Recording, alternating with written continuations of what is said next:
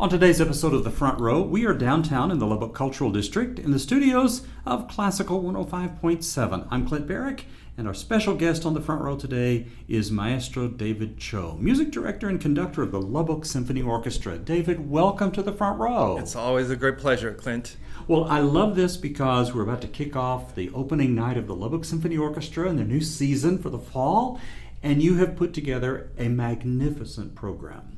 It's just stunning with some Russian composers, and they're kind of interesting to me because they are the generation following the big romantics. They're not Tchaikovsky, Rachmaninoff, Rimsky-Korsakov.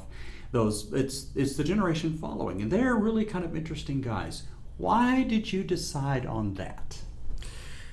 We were particularly excited to kick off our 80th season with the music of Shostakovich and Prokofiev. They were great symphonists, fantastic pianists on their own. Shostakovich lived during the Stalin regime, and he was one of those composers who were thriving in the formalist style of writing, lots of dissonances and music that is experimental, and the Stalin regime did not approve. Right. So his Symphony Number 5, for the listeners, all these great symphonists were pretty much the lineage of Beethoven, who wrote 9 symphonies, and nobody dared to be the continuation of that tradition. Brahms, by appointment from Robert Schumann, he was, oh my goodness, I have to be the next German symphonist. He waited 43 years to write his first symphony. And because Beethoven had written 9 symphonies, everybody kind of was scared of that number 9, which everybody connected it to the death and mortality of humans. And Brahms only wrote 4, Tchaikovsky only wrote 6 numbered symphonies. Shostakovich, he was not looked down by Beethoven, but Stalin was hovering over his shoulders. Mm-hmm. He ended up writing 15 symphonies. What an anomaly. Yeah. Mahler, Bruckner, all wrote 9, maybe 9.5 symphonies. Shostakovich wrote 15 symphonies. And I have to say, Symphony Number 5 had this seminal legacy left to us by Beethoven. His Ta-ta-ta-ta, Nobody's Home Symphony, which was like a 4-movement symphony connected by this simple motive. Shostakovich Symphony Number 5 did the same thing. It's a monothematic symphony. It didn't have that simplicity of Beethoven 5. However, he took apart one theme into many different pieces, and he used it over and over again, upside down, twice as fast, twice as slow, to connect the dots of this 4-movement symphony. It was a response to his failure of his 4th symphony and his opera, which Stalin said no to. You got in big trouble. Yes, right? Yeah. Lady Macbeth. And it was a response to the fact that he could not have his 4th symphony premiered, and he had gotten into a lot of trouble with his opera. He lived during that time with the fear of being sent on an exile because some of his colleagues, his family members, started to disappear overnight, and nobody knew where they ended up. Some probably were executed, some were sent to Siberia on an exile. So Shostakovich, in spite of all this, wrote this seminal work, which to many who are avid symphony goers, this is one of the greatest symphonies ever written. And this is spine-chilling in its own right. We can go into this in detail later, but there is a saying, the Shostakovich finale movement was not a sincere triumph. It was sort of fake, insincere triumph, rejoicing because it was forced upon him. Right. Yeah. We can talk about that now. Yeah. That's fine. Okay. So an audience member listening to the end of Shostakovich 5 might think that this is fabulous, great. It's the brass and it's the drums and it's everybody playing for their, just full out. They might think that this is a triumph of humanity, right? Which is what the Soviets were supposed to think. Correct. But what was the real meaning behind all of that? Right. The real meaning could be interpreted in many ways. And that is the beauty of our live concerts. I anticipate everybody leaving the hall with this awe, this spine-chilling emotions that will help you forget our everyday grind. I mean, the reason why I would love our community to come to a live event is because you wouldn't normally experience this kind of emotion in your living room listening to a perfectly synthesized cut playlist or CDs or LPs these days. Right. Yeah, the LPs are coming back. Right. So what is the meaning of the ending of the fourth movement of Shostakovich's Fifth Symphony? Well, it was your business is rejoicing. It was a forced, you must be happy. Yeah. Yeah, right.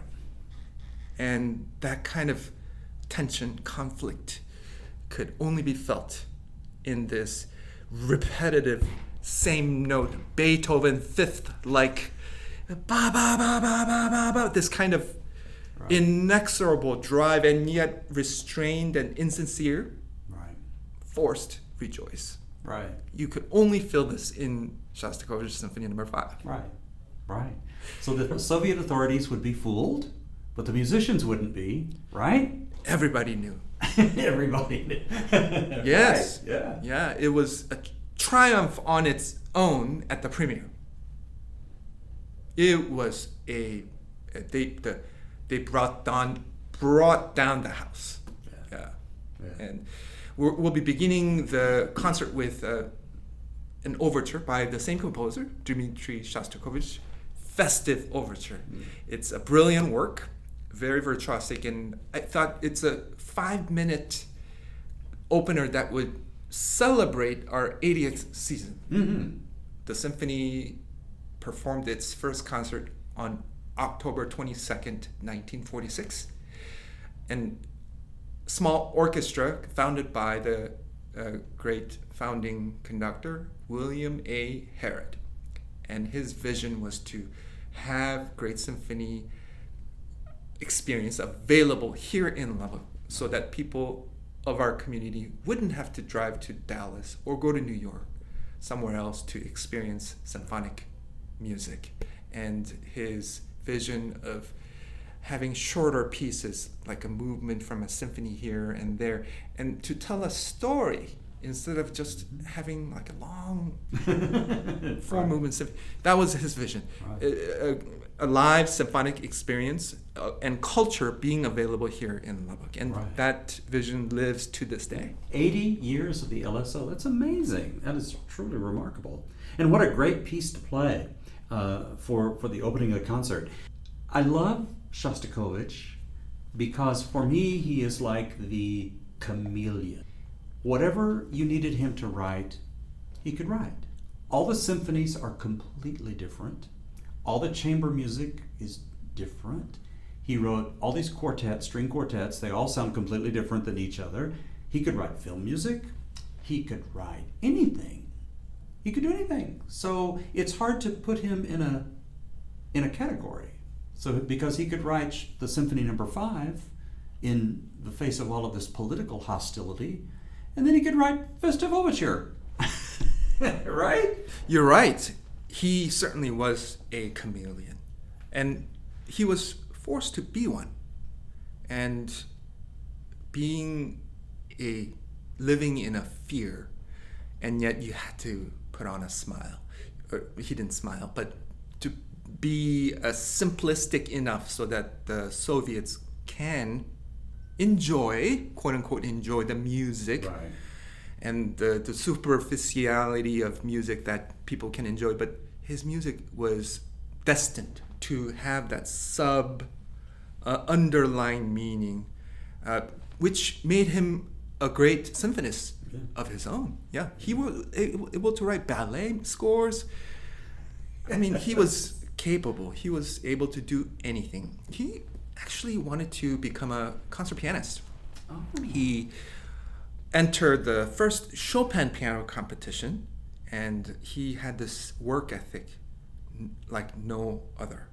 And he would practice 14 hours a day leading up to the Chopin piano competition. He suffered appendicitis during, I think, a week before the first round, and then he had to take out his appendix, and then that didn't really result in favor of him, but he was a great pianist. He wrote 2 piano concertos.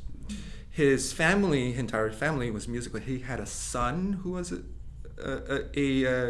became a conductor, and they recorded together, I think, and he used his piano concerto as a vehicle too, like Mozart. Yeah.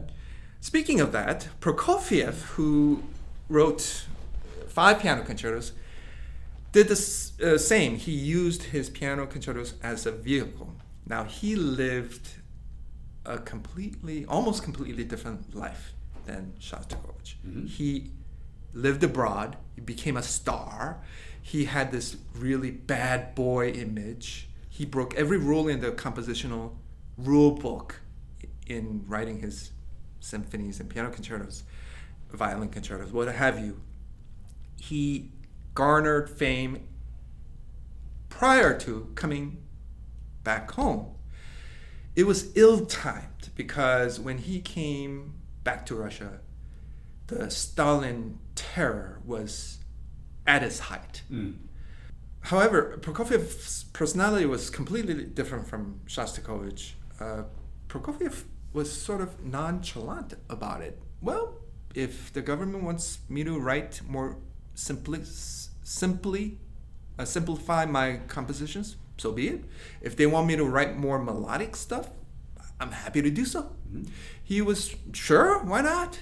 And he still had that star image in he had that ego, and I think that kind of blinded him from this terror. He was able to adjust his style so that he can survive in Russia during this Stalin regime. So we're performing his piano concerto number 3, which is most beloved. It has both very edgy and percussive nature of Sergei Prokofiev, and yet one of the most lyrical and ballet-like qualities, all combined into one. It's a 3-movement work, and we're having Clayton Stevenson, one of the finalists of 2022 Van Cliburn competition, to make his Lubbock Symphony debut. Yeah, great pianist playing a great concerto. Yeah, people will love it. It's Prokofiev, but it's instantly process it immediately. You know what I mean? You can listen to it and really enjoy it first time. Don't you think? It is. It's flashy. The first move begins with lonesome clarinet duo and immediately jumps into the allegro scalic passage, very Prokofiev-like. And the second movement is theme and variations, 5 variations following this kind of Baroque Renaissance-like ballet-like theme, almost kind of fussy, very angular and fussy, articulate and dance-like. And the 5 variations couldn't be any more different from one another. It could be lyrical, it is tumultuous, and one variation he writes in his music, freddo, meaning cold. It's like Prokofiev, cold. And we love playing this in the string melodic line without vibrato, so it's spine-chillingly cold. Yeah. Yeah, the variations couldn't be any more different. And of course, the third movement, it's a dance, felt in 3, and similar to the inexorable drive of the Shostakovich Symphony No. 5. It has that drive in a much more different emotions, and it'll bring down the house. Yeah, it's high energy. It's fun to listen to. It'll be great. Just absolutely wonderful. Yeah. This concert is coming up Thursday, September the 3rd. And how can people get tickets? You can go on our website, lubbocksymphony.org, or come by our office at 601 Avenue K, or call us at 762-1688. We have student price tickets for $25. You can experience this evening of great hall, the Buddy Holly Hall for Performing Arts and Sciences, which is a $168 million venue in the middle of West Texas. We have this great, acoustically excellent concert hall where your Lubbock Symphony will celebrate its 80th season with the music of Shostakovich and Prokofiev with the world-renowned pianist. Come see us, because this is an experience that you will not forget, and there's no bad seat in the house. There's not one. Yeah. Are you going to have the special pre-concert concerts? Yes! Oh, tell us, who is the featured artist? So to combine with the Russian pathos, the gloom, we are inviting John Sprott and his blues band to perform pre-concert concert. Right. And we are doing this in order to have people come see the symphony who would normally come to see a Shostakovich symphony, but they will come see John. Yeah. And for the price of one, you can experience John Sprott and his blues band, and also the LSO performing Shostakovich and Prokofiev. Right. Wonderful.